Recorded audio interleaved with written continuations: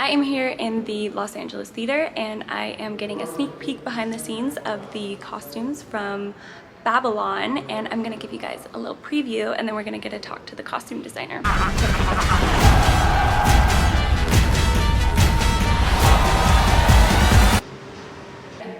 Touching up my makeup because it is hot outside, so I am sweaty, just making sure I don't look too crazy, but I will show you guys around.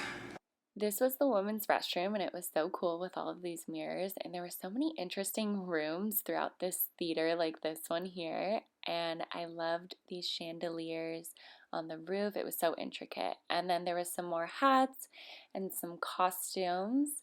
We got to check out the actual theater, and then we went upstairs to see the costumes up close.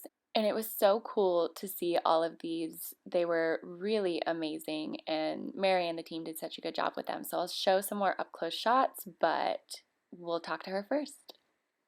We'll get to talk to the costume designer and get to hear more about her process of how she designs for these movies. Here with Mary Zophres, the costume designer for Babylon the movie. So I want to hear a little bit about your process of designing the costumes. Do you hear what the movie is and then just start sketching, or do you base it around the actor, actress? This one was, Damien sent me the script in the spring of maybe 2018, and then I start thinking like, wow, what does the script imply and what's the story, and then you start doing the research. And this one was unlike anything I'd ever read before. It required a whole different sort of approach to the research. Go from the 1926 to 1932. What was fun for me was to try to find research and inspiration that didn't seem typically 20s.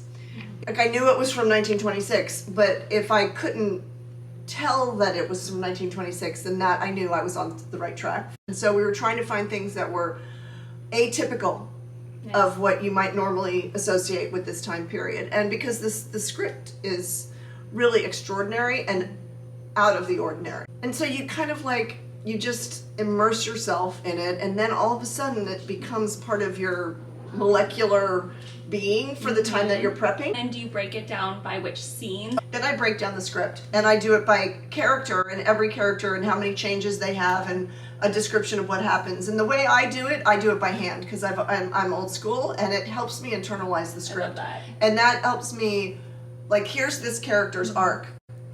Somehow the physicality of handwriting it is better for me than typing it in. Then once you start physical prep, like after the research is done and you assemble your boards, and then you just start at it. So on a period film, you start at the rental houses because you have to rent stock to put on your background mostly, and sometimes you can find stock there that might be, oh, this is an inspiring piece that I can try on an actor to get an idea of how this looks on them before I build. Because as you know, because you sew, sometimes you don't have the time. Like if I want to have a fitting with Margot Robbie and I want to have, 2 racks worth of clothes, we won't have time to build every single thing. But we did build things. Like I was like, I like this idea for her, I like this idea for her, so we built like half a dozen things before her first fitting. And then you start fabric sourcing, and the fabrics on this was just so fascinating and really great. Like I feel like we source fabric from every country in the world. I'm not sure. Yeah, and just some beautiful fabric. There's a couple of companies in England that weave their wool in the same exact way that they wove their wool for hundreds of years, and so that texture that you could get from a period suit,